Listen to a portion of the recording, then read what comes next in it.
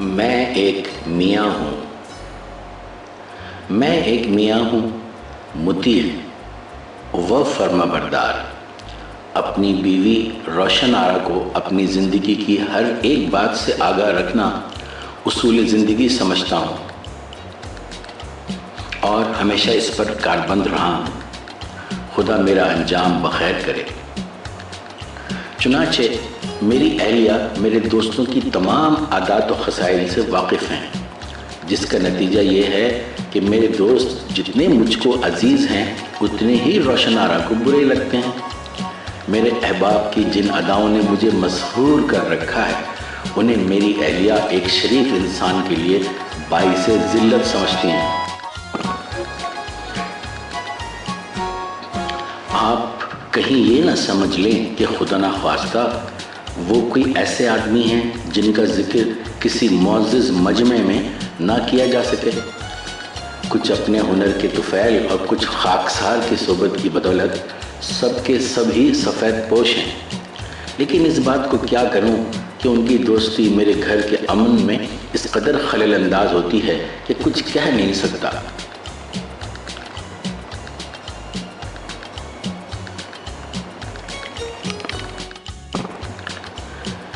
मेरी ज़िंदगी तल्ख़ करने के लिए एक ना एक दोस्त हमेशा कारामद होता है।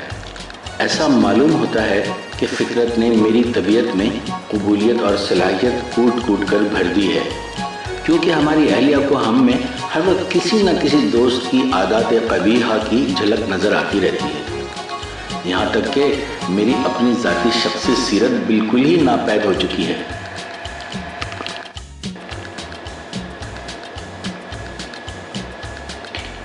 शादी से पहले हम कभी कभी 10 बजे उठा करते थे, वरना 11 बजे। अब कितने बजे उठते हैं इसका अंदाज़ा वही लोग लगा सकते हैं जिनके घर नाश्ता ज़बरदस्ती सुबह के 7 बजे करा दिया जाता है। अगर हम कभी बशरी कमज़ोरी के तकाज़े से मुर्गों की तरह तड़के उठने में कोताही करें तो फ़ौरन ही कह दिया जाता है कि ये इस निकट्टू नसीम की सोबत का नतीजा है।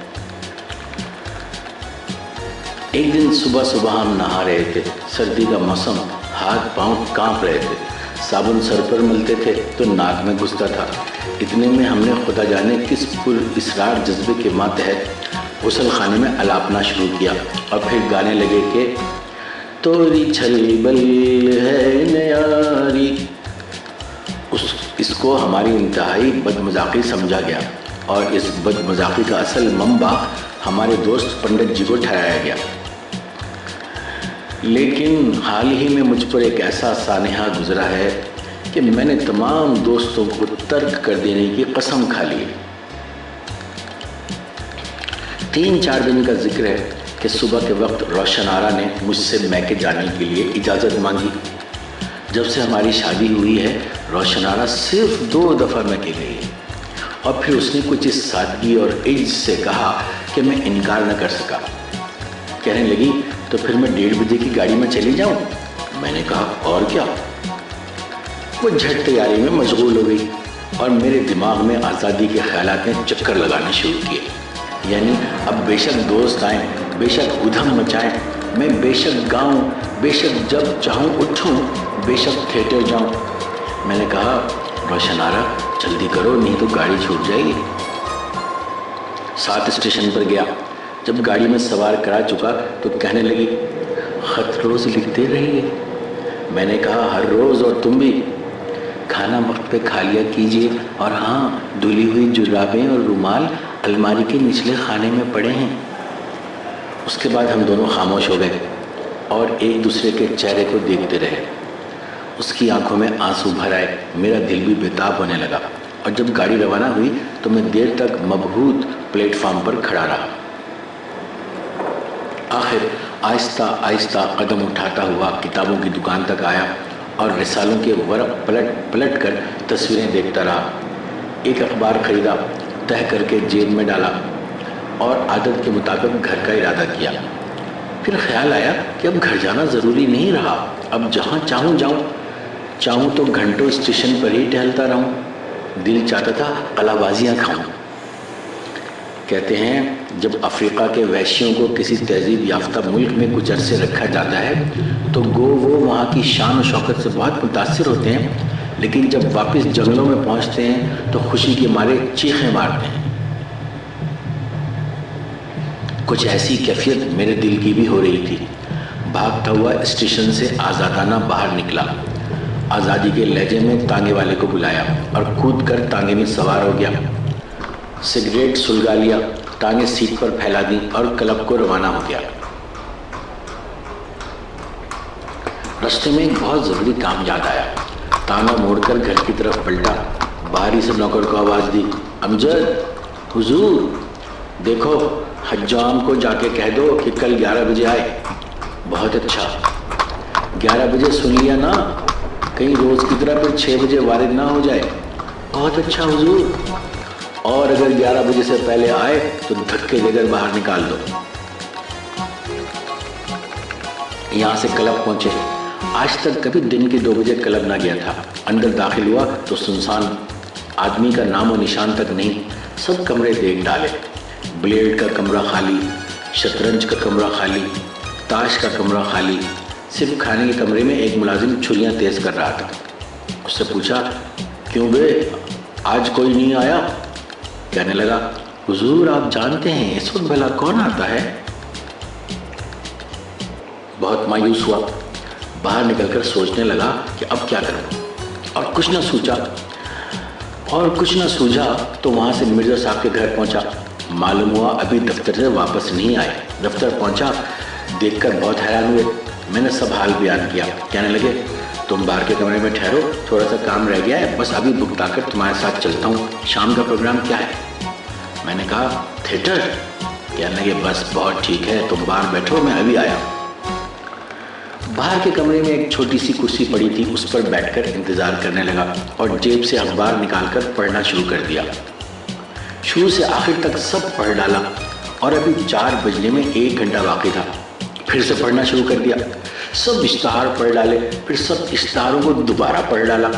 آخر کار اخبار پھینک کر بغیر کسی تکلف یا لحاظ کے جمائیاں لینے لگا، جمائی پہ جمائی، جمائی پہ جمائی، حتیٰ کہ جبڑوں میں درد ہونے لگا۔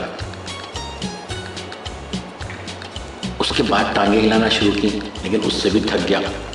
پھر میز پر طبلے کی گتیں بجاتا رہا۔ بہت تنگ آ گیا تو دروازہ کھول کر مرزا سے کہا، ابے یار اب چلتا بھی ہے کہ مجھے انتظاری میں مار ڈالے گا؟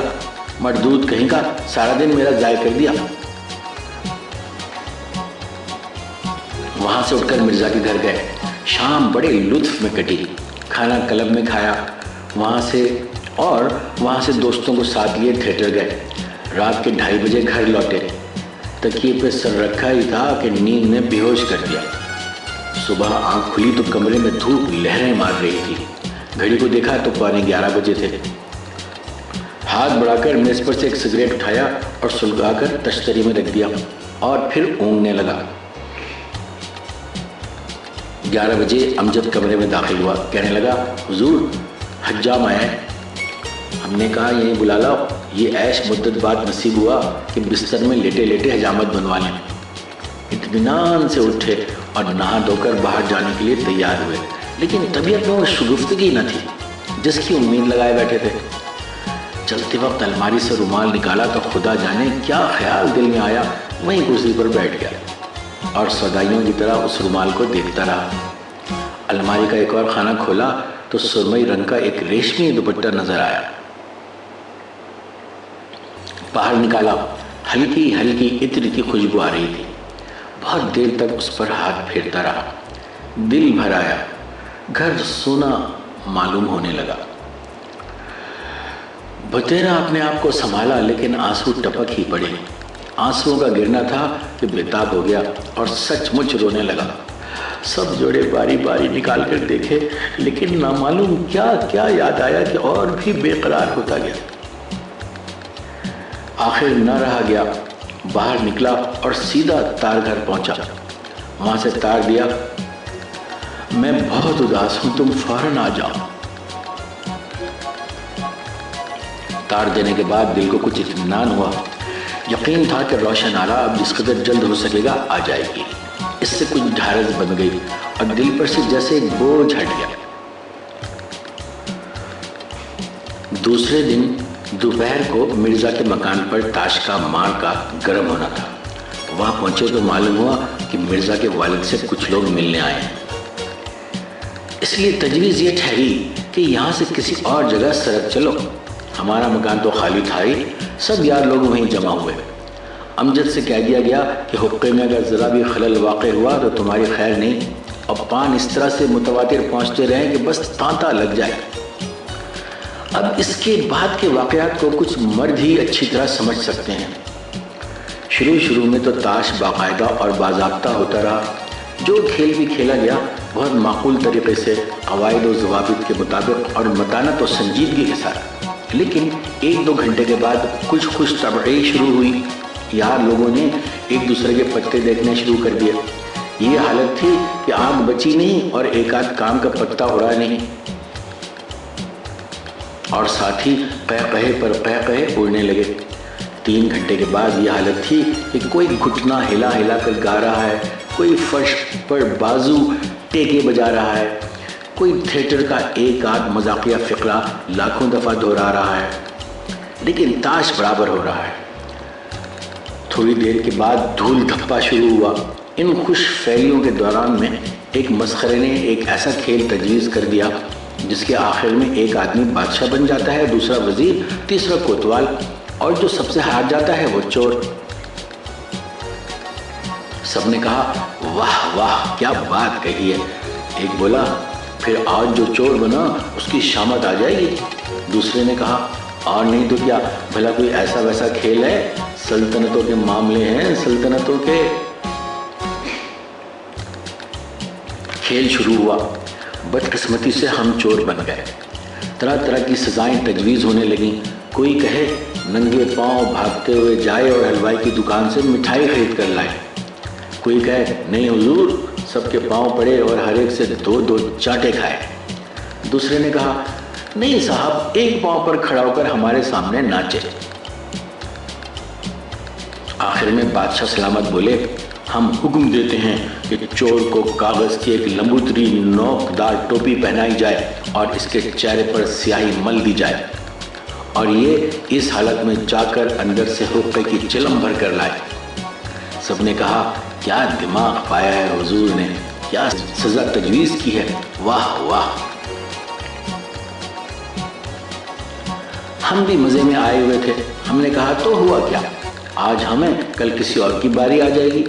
نہایت خندہ پیشانی سے اپنے چہرے کو پیش کیا، ہنس ہنس کر وہ بیہودہ سی ٹوپی پہنی، ایک شان استغنا کے ساتھ چلم اٹھائی اور زنانے کا دروازہ کھول کر باورچی خانے کو چل دیے، اور ہمارے پیچھے کمرہ قہقہوں سے گونج رہا تھا۔